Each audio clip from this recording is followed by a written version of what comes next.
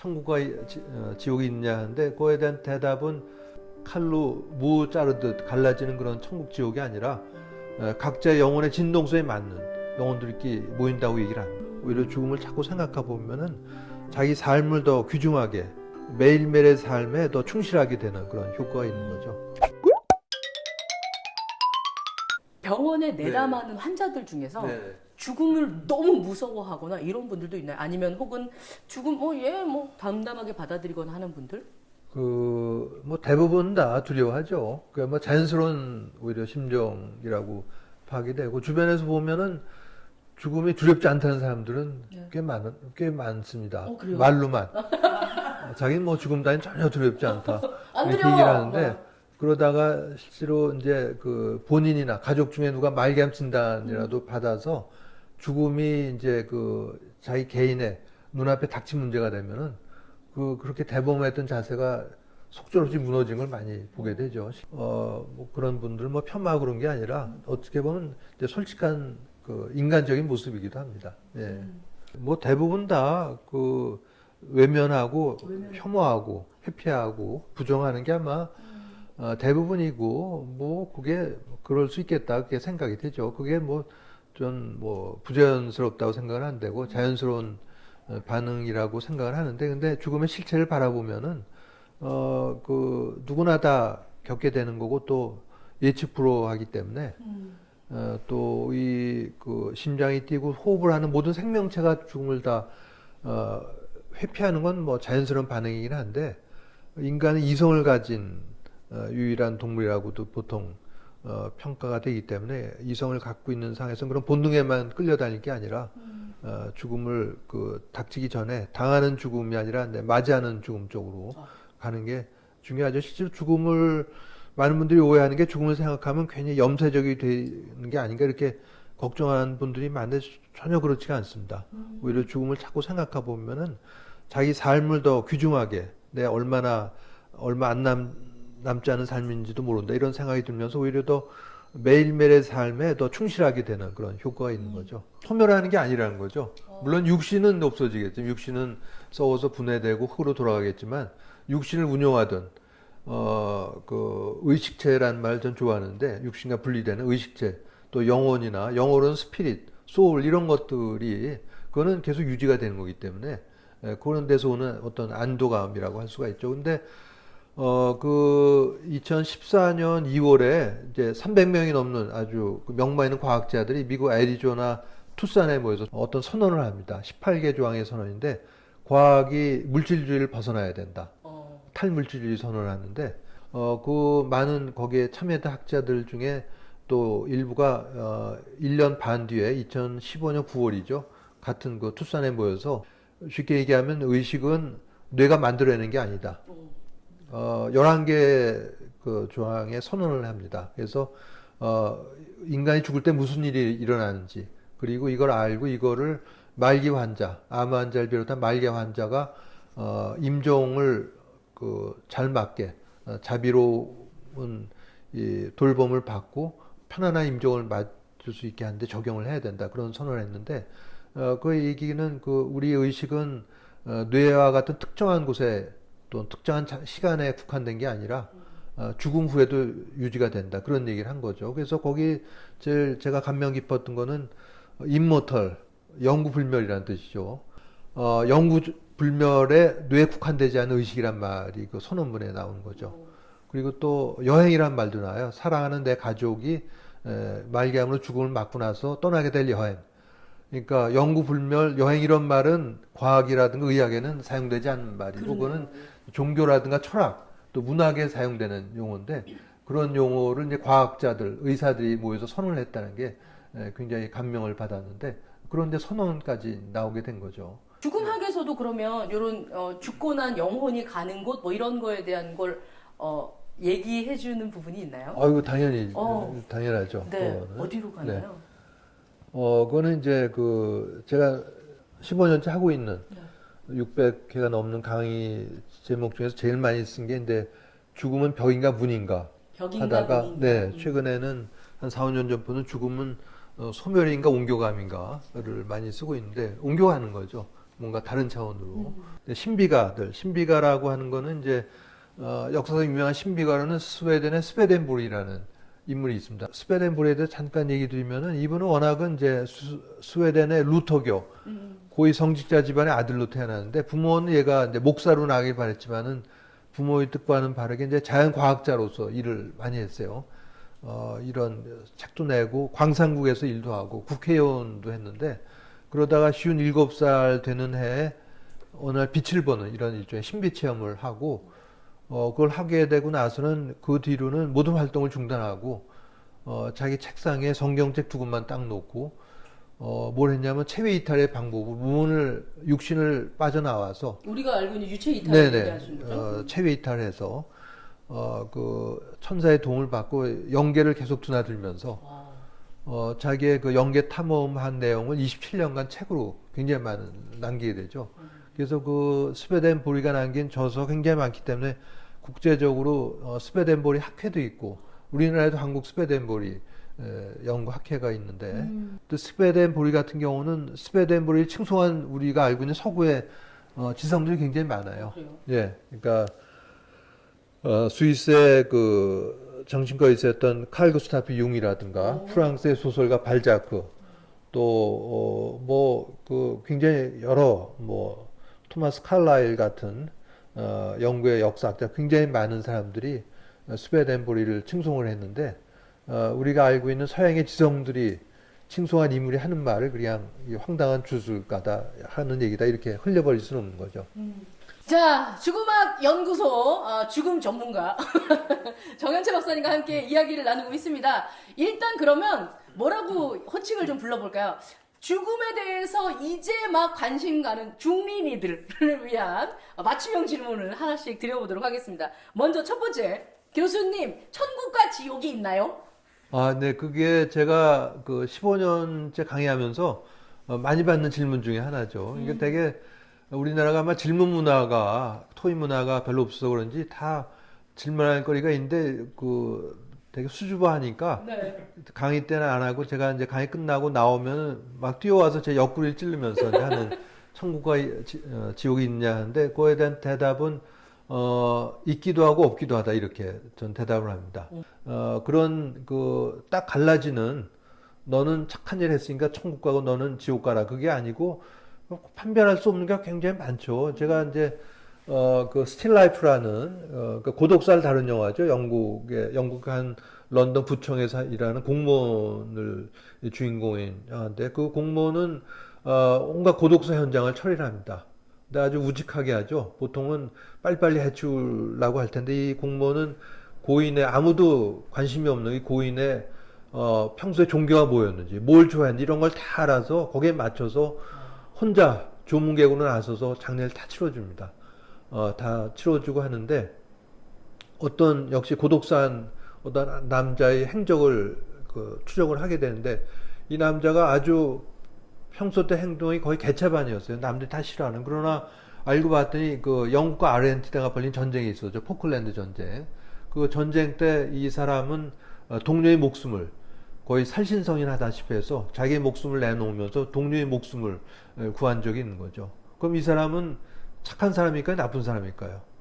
평소에 개차반 같은 행동을 했으니까 지옥으로 가야 될지, 남의 목숨을 구하기로 했으니까 천국으로 가야 될지, 이게 어려운 거죠. 그래서 실제 그 사후세계의 모습은 어떤 이렇게 딱 칼로 무 자르듯 갈라지는 그런 천국 지옥이 아니라 각자의 영혼의 진동소에 맞는 영혼들끼리 모인다고 얘기를 합니다. 그러니까 이게 아마 훨씬 더 이해하기가 편한데, 그러니까 평소에 남을 배려하고 이랬던 영혼들은 어디 가는 게 아니라 그런 영혼들끼리 모여서 지내게 되는, 그게 말하자면 천국을 이루게 되는 거고, 늘 헐뜯고 남을 비난하고 이런 영혼들 어디 가는 게 아니라 또 모여서 자기들끼리 또 그걸 하는 거죠. 그러니까 그게 지옥이 되는 겁니다.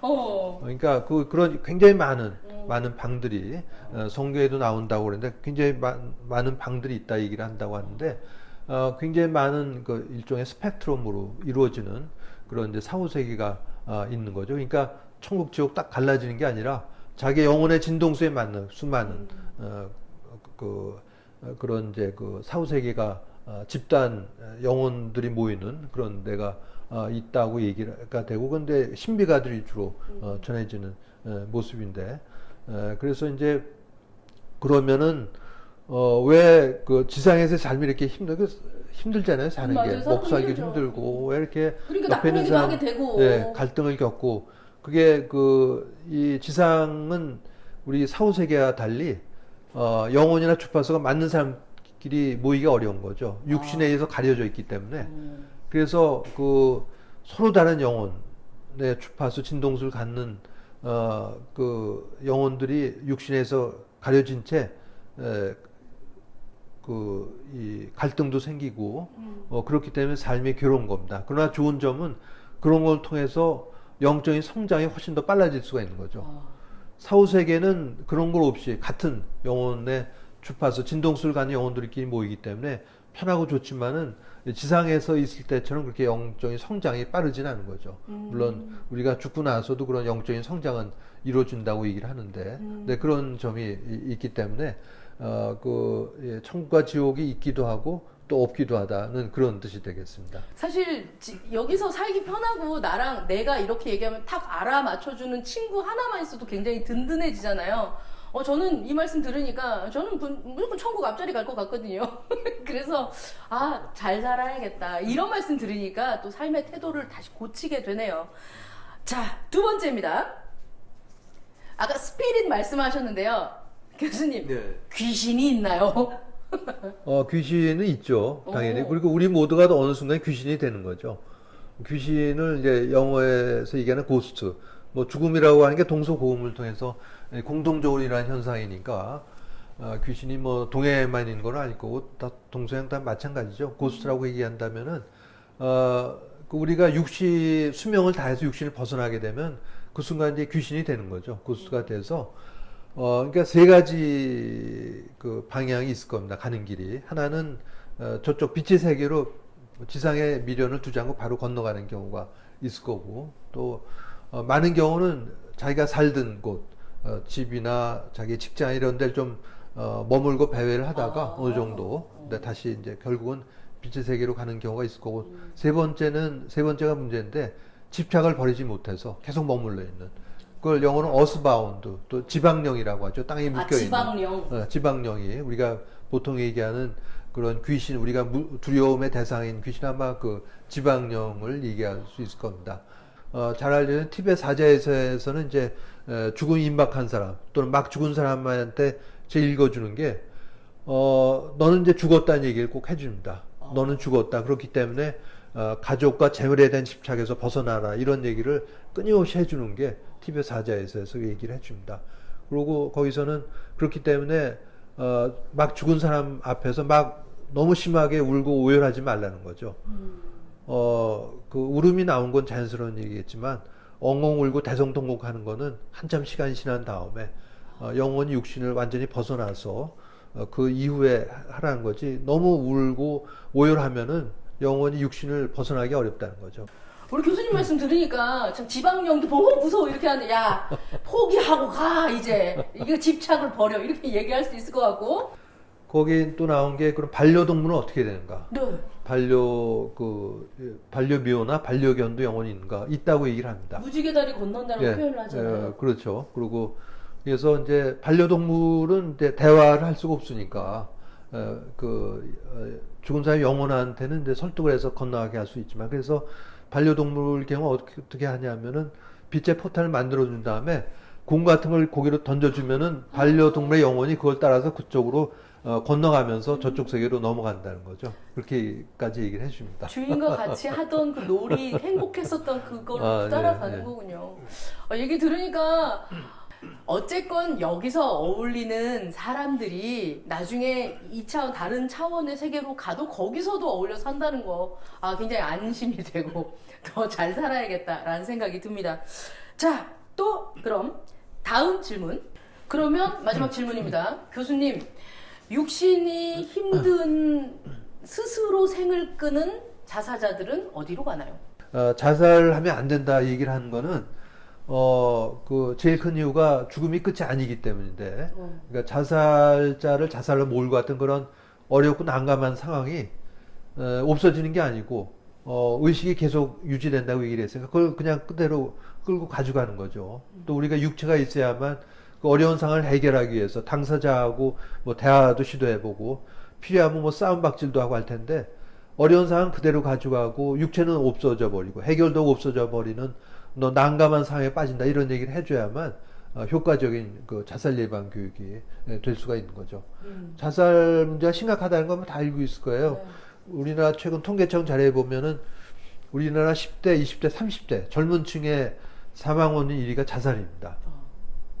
전 세계적으로도 문제죠. 전 세계 WHO 연구에 의하면 전 세계 인류의 10명 중에 2명이 살아가는 동안에 언젠가는 가족의 자살을 경험한다고 하고 10명 중에 6명은 친구를 포함해서 지인의 자살을 경험한다는 거죠. 그러니까 10명 중에 8명이 평생 살아가면서 언젠가는 한 번은 자살을 경험한다는 얘기니까 80%가 자살을 경험하게 되는 거니까 아주 대단히 심각한 문제고 그런데도 중고등학교, 대학교에서조차 왜 자살하면 안 되는가를 가르치지 않는 문제니까 큰 문제죠. 어차피 지금 어쨌건 살아가는 인생에 있어서 주어진 삶을 최선을 다해서 살아내고 하는 그런 하나의 과정들도 내세로 넘어가는 데 있어서 훈련 같은 거라고 생각하면 그렇죠. 될까요? 네네. 네, 그렇습니다. 그래서 자살하면 안 된다는 거 이렇게 비유해 볼 수가 있습니다. 그러니까 구구단을 초등학교 1학년 때 외웠던가요? 네네. 1학년 때 외웠던 기억이 나는데. 저는 엄마한테 나오자마자 그러니까 구구단 외우는 게 너무 싫다고 그냥 학교에서 그 되게 담벼락을 뛰어넘어서 밖으로 나가버리면 어떻게 돼요? 다시 또 돌아와서 또 구구단을 외워야 됩니다. 끔찍한 거죠. 자살한다는 거 그에 비할 수가 있는데 우리가 안심이 되는 거는 죽음에 내팽개쳐지지 않는다는 거죠.